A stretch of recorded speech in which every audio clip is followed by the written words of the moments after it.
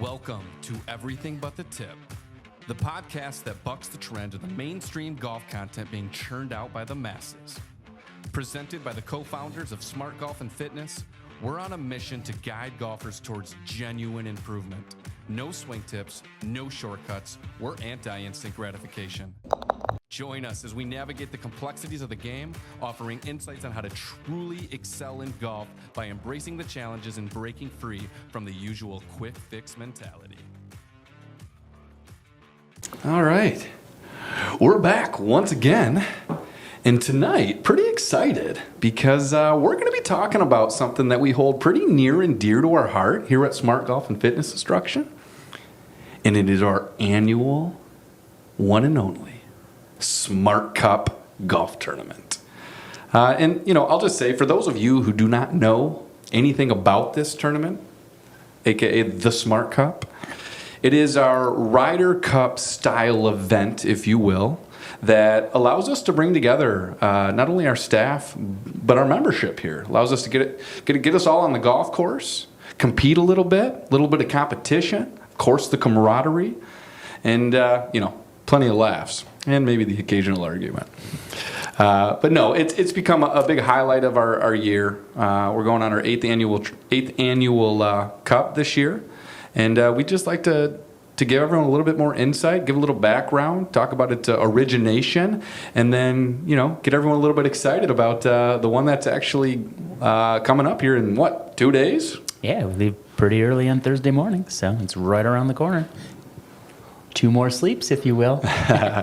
But yeah, didn't introduce him, but yes, as you just heard, we're here with the one and only Tommy Asuma, who is actually, for this week, he is anything but my partner. He is actually co-captain of the other team, and you do have the players packet right there. I should know this, but what are the team names this year? I will be representing Team Core once again for the second year in a row, and you will be characterized by Team Crenshaw. Got it. Okay. We've started the team names a couple years ago. We started off originally as just colors: Team Red, Team Blue, Team Black, Team Blue. We were getting way too many shirts and hats of the same color palette, so we tried to switch things up, both with the uniforms, which we'll talk about in just a little bit, but this is the second year in a row we're playing a Core Crenshaw designed course. We're heading to New Jersey this year to play the one and only Hidden Creek. Did Kyle mention what he was hoping the names would be this year? He did not. Deadpool and Wolverine. That would be hilarious. Yes. I heard he wanted us to be Wolverine. He's like, well, you're the captain. You can still choose that if you'd like. Well, that fits well because you are a Wolverines fan. I don't know how Deadpool, works in with the Wisconsin Badgers other than the fact that he is red, I think, right? I thought that name might be foreshadowing of the outcome of the event.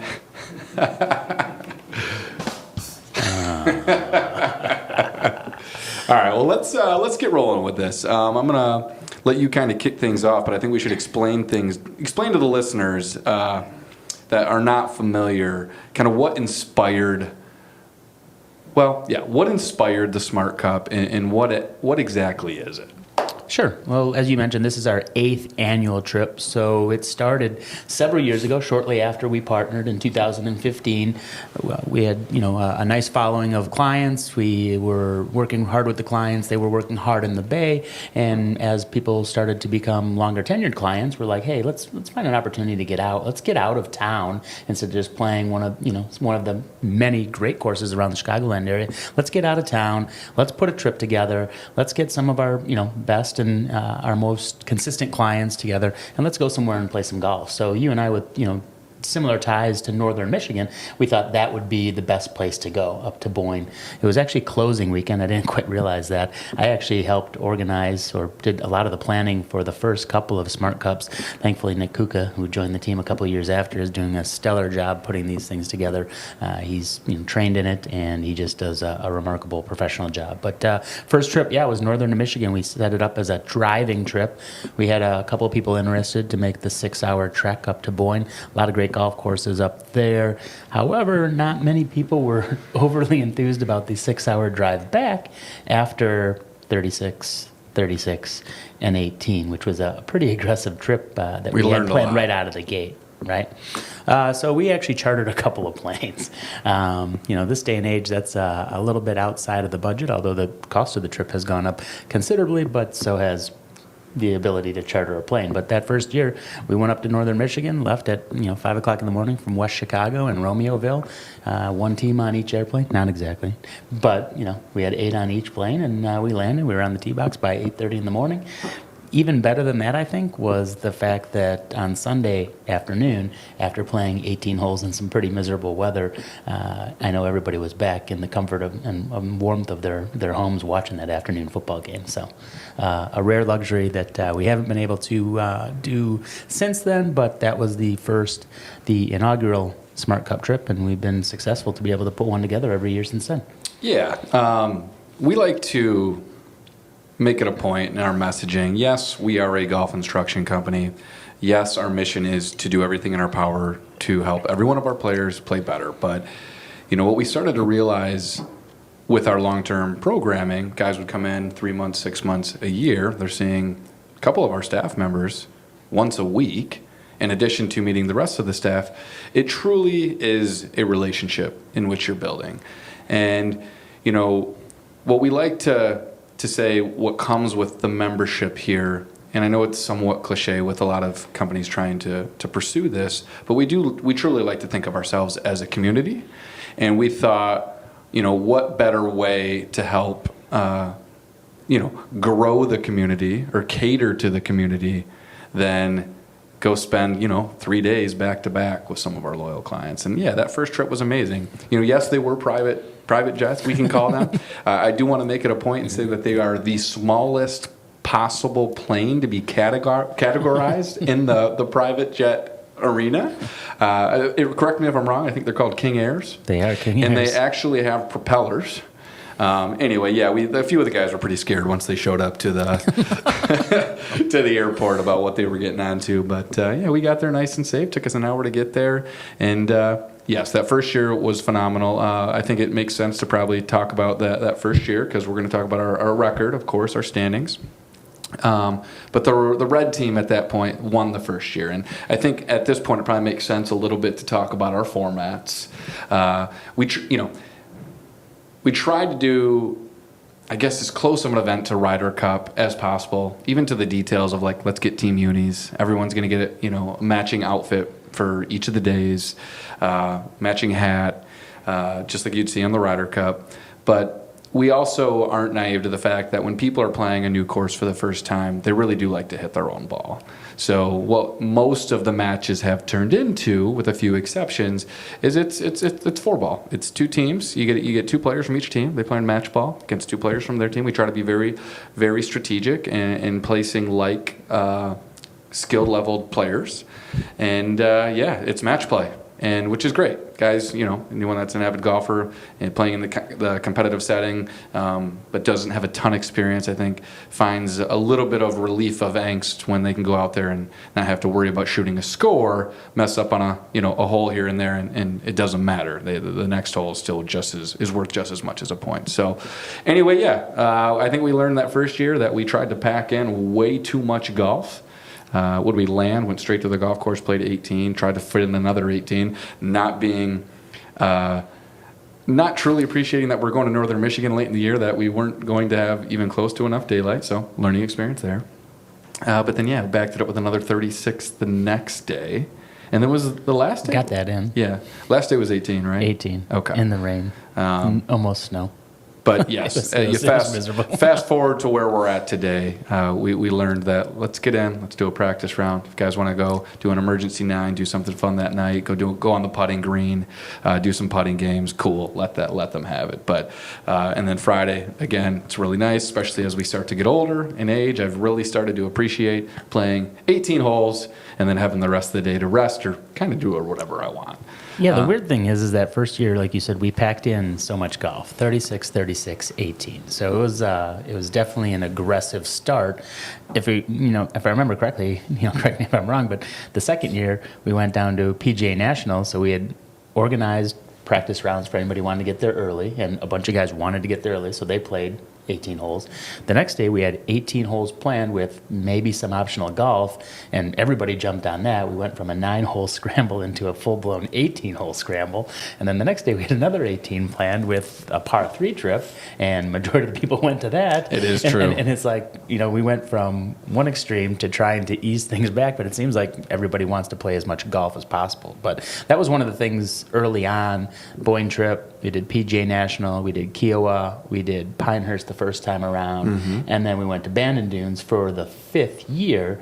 But those early trips, those first 5-year trips, we were switching golf courses every single day. So, somewhat of a logistical nightmare depending on where you're at, having to get guys up, hop on a shuttle, get from one golf course to the next. I think part of our issue when we went up to northern Michigan, other than just not factoring the amount of light that we had left, was needing to shuttle from one golf course to the next. So the last 3 years for me has been way, way less stressful. Dormy does a fantastic course. You've heard us talk about Dormy before. We're corporate members there, so we've done our trips to the Dormy courses the last couple of years, which eases a lot of that angst. But it also allows anybody that wants to go play as much golf as possible, they can definitely get their fill, and those that want to kick back, they have a little opportunity to rest and relax and take in some of the amenities they have there. So, You said we've talked about Dormy in the past. How far in depth have we talked about Dormy? Because I don't recall that. Oh, I think we may have just made Mention to it? passing, I so. think it's worth highlighting a little bit more in detail because, as you've said, I think the events since we've started to go to those properties have the feedback we've received has been extremely positive. Yeah, So I think we just do a quick overview because we could do an entire Dormy review now We that could. we have played every single golf course, all 7 golf courses of the Dormy Network. I would just say this. Dormy, as he said, we are a corporate member. It gives us access to 7 country clubs throughout the U.S. It used to be 6. They actually just added their 7th, which is Gray Bull in Nebraska, which is their second property in Nebraska. There's also a property called Arbor Links. We've been fortunate enough to have participated at every venue at this point. The ironic part is there is one in Indiana, Victoria National, which is one of the hardest golf courses in the country. That was the last one we did attend. But yeah, what's really nice is you can book your event. They're all brand new 5-star villas. Everyone gets. It sounds so simple, but it's a big deal. Everyone gets their own bedroom. Everyone gets their own shower, their own space. Yes, there's a shared lobby space. Beds are actually really, really solid. I look forward to my Dormy sleeps.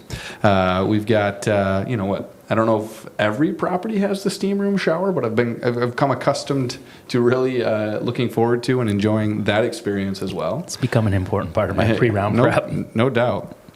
But it's nice. You don't have to worry about anything. And what's cool is you wake up in the morning, there's your cart. Most of the property's backed up. It's got your clubs waiting for you. You hop in the cart. You drive to the main clubhouse. They've got breakfast prepared for you. All their food at this point, through our experience and the feedback we received, is phenomenal. Get your breakfast. Go hit some balls. Go play your round of golf. They do a really nice job at helping, with the event, with some of the scorekeeping and the scoreboards, little touches that people don't technically think about. But yeah, and then, at the end of the round, again, get lunch. It's there waiting for you. It's, again, really, really good. And then by time the evening rolls around, we're prepared for what has been some phenomenal dinners. And, the way we kind of structure it now is you don't have to worry about whipping out your wallet or your card while you're on the trip. We put everything all in one to where you go there, and you kind of eat and drink as you please. And it really is a carefree trip to where you really, truly can focus on your golf and the competition. Yeah. So we've got varying handicaps, as you mentioned before. Essentially how the teams come together. That first year was whoever wanted to kind of come, and then we looked at those handicaps and split the teams up. As the years went on, we would give first dibs to those that attended the year prior. We'd gather as many of those guys that wanted to come onto the trip and get them registered in. Then we'd open up to our membership and or past participants now that we're on our 8th year, and then after that we would open up to the entire membership. So several familiar faces that have been on many Smart Cups in years past, and then we've got some rotating faces that come on and join us. So Yeah, you have the list in front of us. There's a couple of guys that due to some extenuating circumstances weren't able to attend today. But shoot, I got to give Brian Black a shout out and Bill Rowry. I think, they've been on almost A lot. every single Yeah. one. We got to give David Rosenberg, got to give him a shout out. Although I think you are going 2 years in a row with missing it. Is that true? What were you 6 for 6 and then you missed the last 2? But yeah. I think, that's just a testament to, if you've been on the event, you want to go on it again. It's a very special 3 days. Now, I talked a little bit about the formats, just, the fact that most of it's 4-ball. We do Singles matches on Sunday. Yep, and then we now have sprinkled in what we call, the modified Chapman, which is nice. The nice thing is when you go to the property, yes, you are playing the same course the entire trip. Some of these have some par 3 opportunities and experiences, and sometimes we'll go off property to add another round in. But we actually find that a lot of people really enjoy it because Dormy's, their properties are pretty unique. I wouldn't call them straightforward golf courses, and that's what I really, really enjoy. Every time you play it for the first time, you actually cannot wait to get back out there. Like most golf courses, there's just so much you learn your first time around. Well, a lot of these properties, you learn a ton. Ballyhack especially, you will not come even close to shooting your best round the first time you play there. But yeah, I think that allows us to introduce a format, modified Chapman. Those for you that aren't familiar, your partner and you both hit a drive. You hit your partner's drive, he hits your drive. Then you take the best shot from there. So if you use your partner's shot, then you play alternate shot from there. And that's kind of our version of the Pro Pro the alternate shot that they use in the Ryder Cup. Correct. So Ryder Cup is all 4-ball. Singles matches on Sunday. It's 4-ball, then alternate shot, 4-ball, alternate shot, and then the singles matches. So again, alternate shot's hard for the most challenging or the best players in the world, and it's even more challenging when you've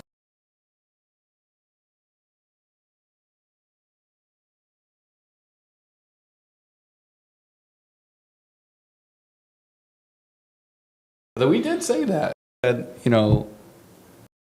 golf performance company that's hosting this trip every single year with a lot of similar faces. We should, on average, hopefully see the handicaps come down. No, they definitely come down over the years. So I can way attest to down. that. This is Way by down. far the lowest it's ever been. Okay, so then this typically the participation we look for is about 24 players. I think all except our first one and now this year. We've hit that number. I think we even hit 28 one year, didn't we? Yeah, 28's the most. We've had a couple of 16 years. We've had a couple of 20 years and a couple of 24 years. So it's a mix every year. But yeah, do you know what's the point total you got to achieve this year to win the cup? Well, since you won it last year, yours is going to be a half point less. Right. 9.5 points is what you need to win the cup this year. Okay. If the results come in on Sunday after that last putt drops, or a putt drops anyway on Sunday where a team secures 9 points and the other team has 9 points, then... What's the current record between the Joe and Tommy's team? The team record? Yes. You're going to make me say it. Okay, cool. That's cool. I've won 2. Okay, 2 years, and you've won 5. So we're 2 and 5. 5-2. Yeah. Wow. That sounds pretty cool when you say it out loud. Yeah, you act Better like than I you're anticipated. surprised. I didn't realize that. What's our record though? So Tommy and I has made it kind of a tradition to where the last 18 we play against each other, which we get along really well every single year and have never ran into a single complication or issue throughout our round because neither of us are very competitive. But we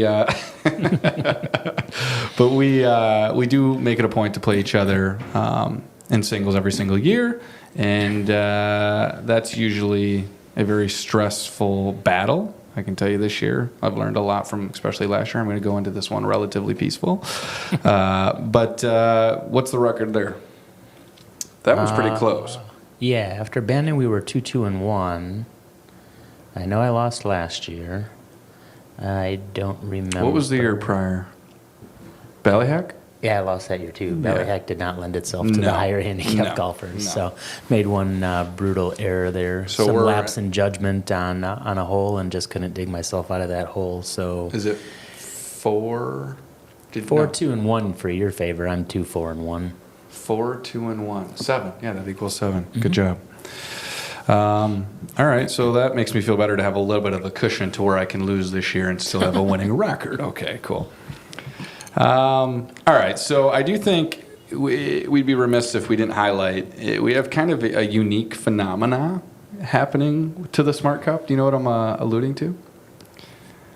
What has happened the last, is it 4 Smart Cups? Maybe 5? I know Kyle would know. Come on. What is like one of the hopeful moments everyone wants to experience in golf? Oh, that's right. Yeah, we've had a plethora of hole-in-ones lately. We're on I wish Kyle was here. I know for a fact it's 3 in a row.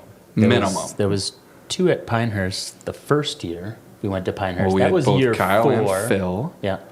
Anybody have one at Bandon? Are you sure? I don't think anybody had an Bandon. That would be, I think, pretty memorable. But, there were some statistics where we've had hole-in-ones, 2 out of the last 3 years, because Bandon was 5. So we had 4. I want to do a little research on that because I'm not 100% positive. Anybody have one that at someone Ballyhack? did not have one at Bandon. Kuka had one at Ballyhack. Yeah, that's right. Yeah. Kuka So had one you're at sitting over here Ballyhack. shaking your head no again, so you've automatically lost yourself as a reliable resource. Talking to D. Rose off camera. No, so we definitely had two at Pinehurst, Yep, and then we And had then- one at Ballyhack. but we had none at Bandon, so we missed We year don't know 5. that, but maybe. Fairly certain. But we Okay. had one at Ballyhack, Kuka had the one. And then I you had one yours last year. Yeah. At Pinehurst, yeah. Yes. Anyway, I always kind of make it a joke. I'm like, if you haven't had one yet, you should come on the definitely Smart Cup. increase your likelihood of getting one if you go on the Smart Cup.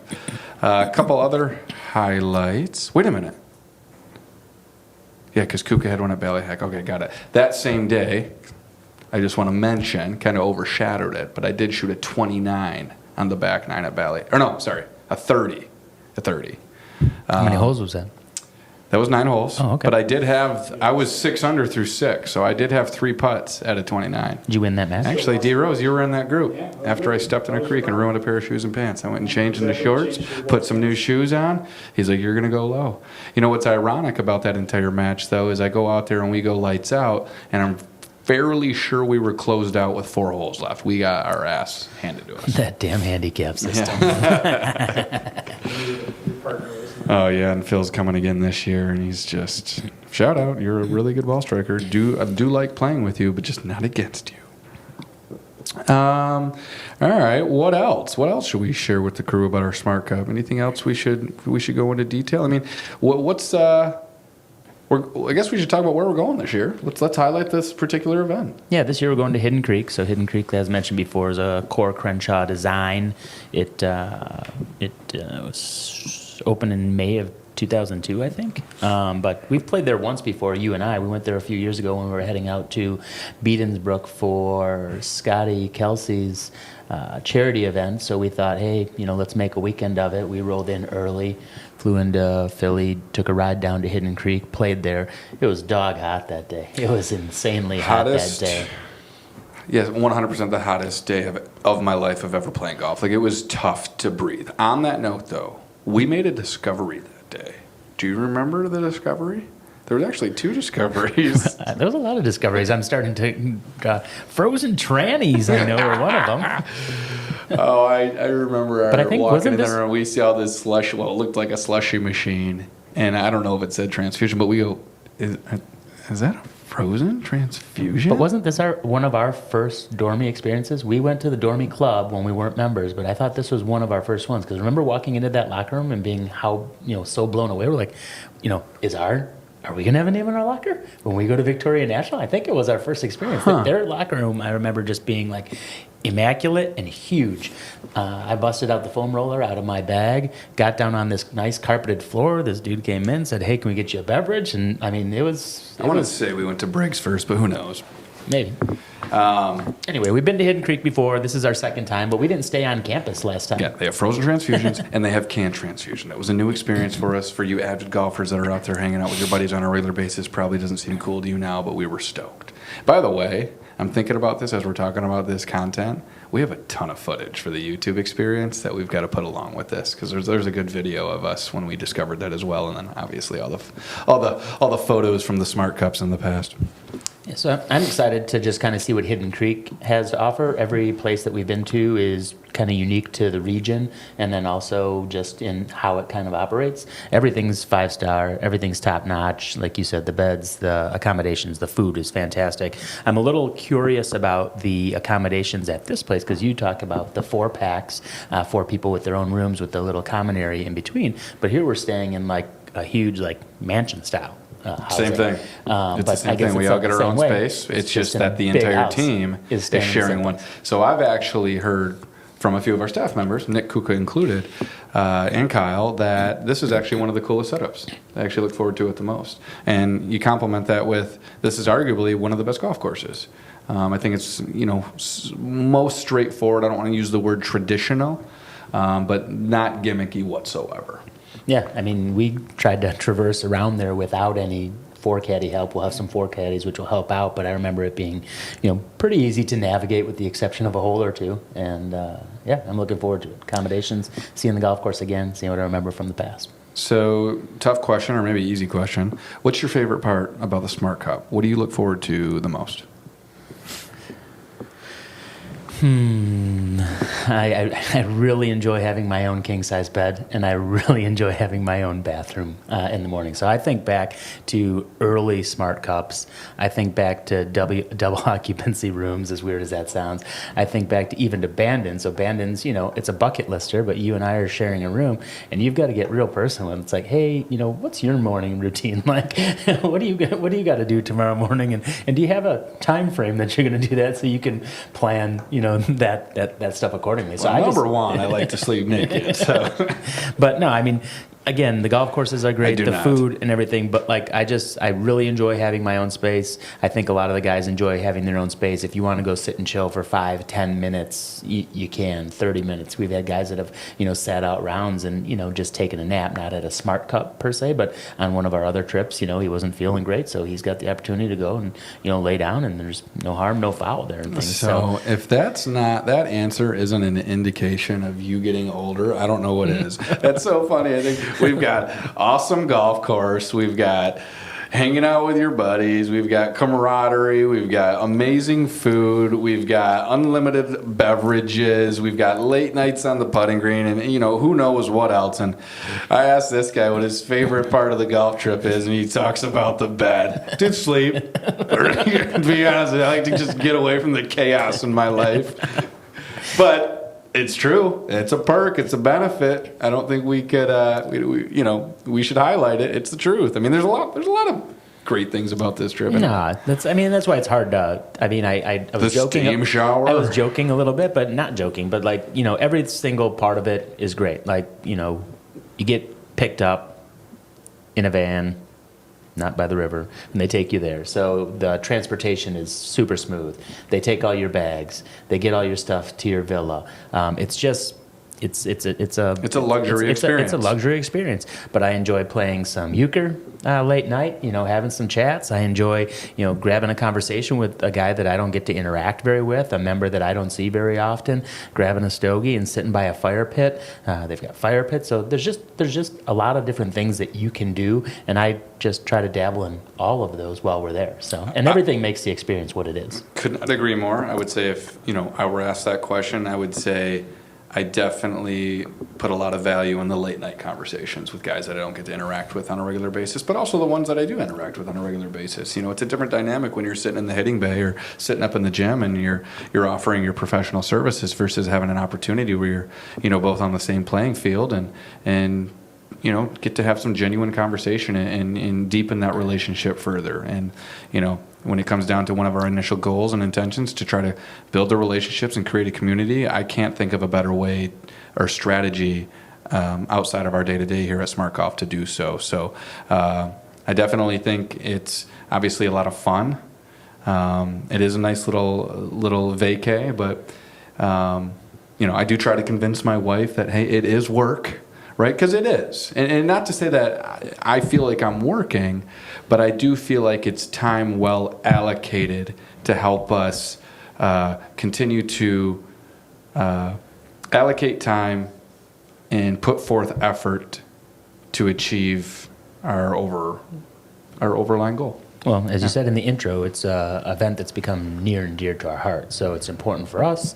It's important for our staff. They look forward to it. So it's an opportunity to interact with our staff outside of the work environment. We have opportunities for that, but not a ton as our staff continues to get bigger, as their lives continue to change with growing families and moving and stuff like that. Those opportunities become few and far between. We try to get the staff together all together, and it's just challenging when it gets bigger. So when we get a couple of our guys out on this trip, it's fun to spend time with them on the golf course, again outside of the Chicagoland area, just experiencing something that's away from what you deal with just on a normal weekly and daily basis. But then also we've established some really good long-lasting relationships and gotten some clients that have been even more committed than they were originally when they came by way of this trip, and it serves a lot of purposes. So yeah, I'm glad you mentioned can't be overshadowed. I'm glad you mentioned the staff part, because as far as deepening and strengthening the relationships, I've had some really solid heart-to-heart conversations that sometimes that we some of the guys that I've had them with might not remember them completely just because of how what the day consisted of, but it without a doubt has deepened and strengthened the relationship, and I don't think you can undervalue that. Yeah, we like to look at it as a perk. I mean, everybody wants to be part of a Smart Cup at some point. A couple of guys that have been in the past, Cody and Reese, staff-wise, they couldn't make it this year, and we even dug into the old ask box and see if Blake could join us again this year. Did you call it the old ass box? No, the ask box. Oh, God. Jeepers, holy cow! I'm like, what is going on? What is going on? Cool.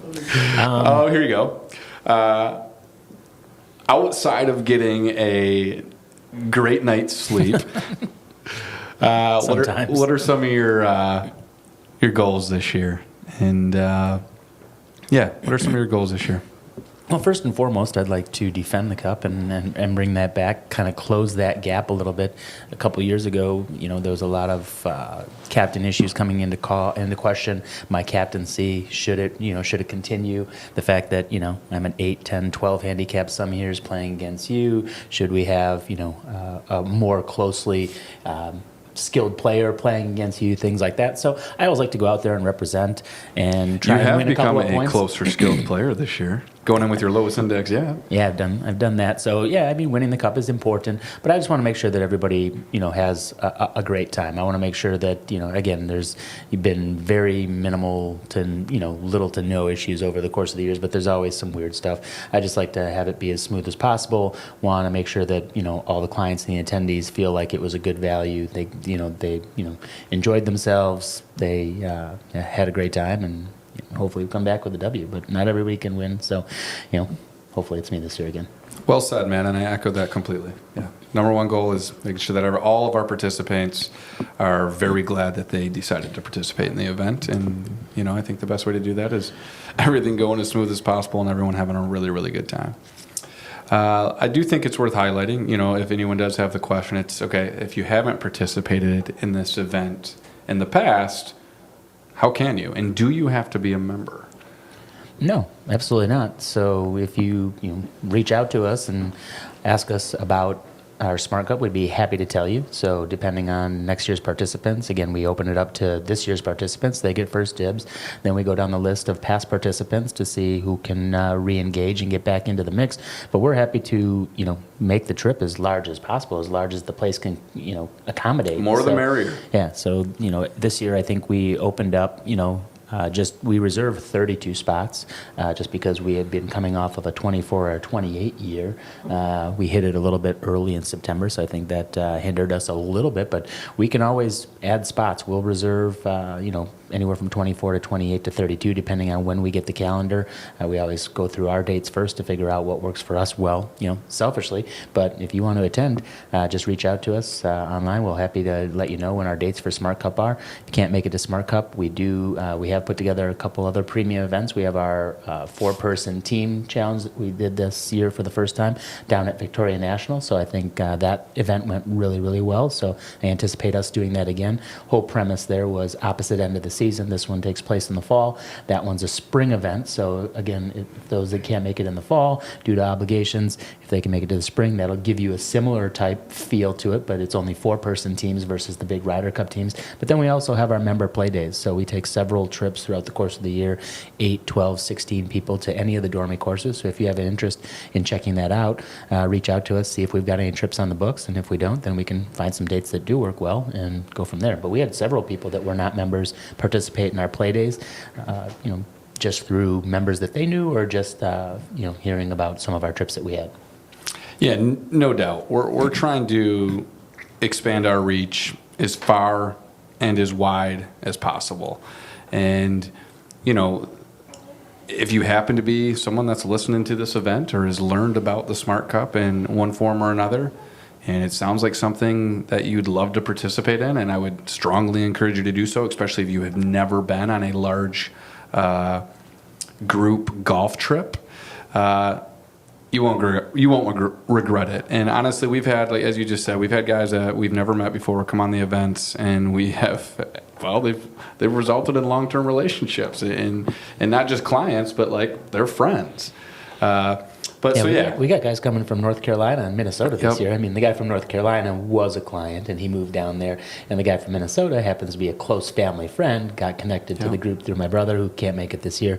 But he's been consistent. This is his 4th year in a row. I mean, sure, he signs up at the conclusion of the event immediately, because he's like, I'm in for next year, too. His name's on the list. And speaking of next year, I guess it's worth kind of mentioning, I think we have settled on a venue, which we're going to go to.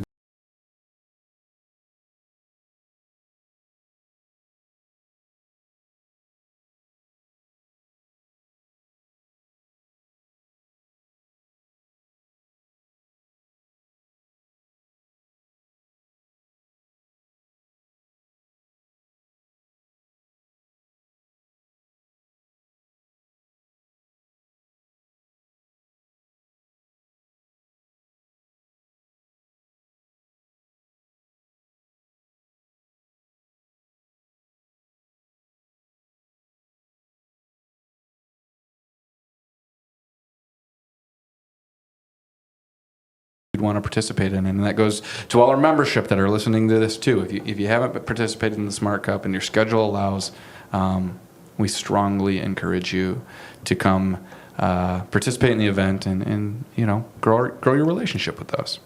Oh, yeah. Well, we'll do a quick recap when we get back. Probably not a whole episode, but I'm sure everybody will be excited to hear how it goes. Yeah, I'm sure they're anxiously awaiting of what the series will be standing at the end.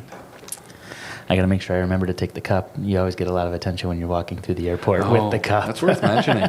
So it's twofold. It's kind of like, I'm glad I don't have to worry about carrying it this year, but the attention is fun. But I was getting it so much that I just started to get used to it. So it's not the same. Listen to her. But that is funny. It's crazy. If you want some attention or a unique experience, go buy yourself a trophy relatively large and just walk through the airport. People are going to be impressed. Go ahead, make something up. We do. Cool. All right. I think that's good for tonight. You?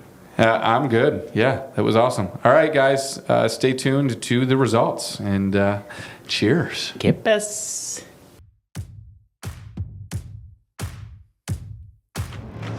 A big thank you for tuning in to another episode of the Everything But the Tip podcast. Stay connected with us on all social media platforms by following @Smart Golf Fitness. For additional episodes, updates, and exclusive content, check out our website at smartgolffitness.com. Don't forget to show some love, like, share, and subscribe to ensure you never miss out on the latest insights and engaging discussions. Your support means the world to us. Until next time, keep swinging and stay fit.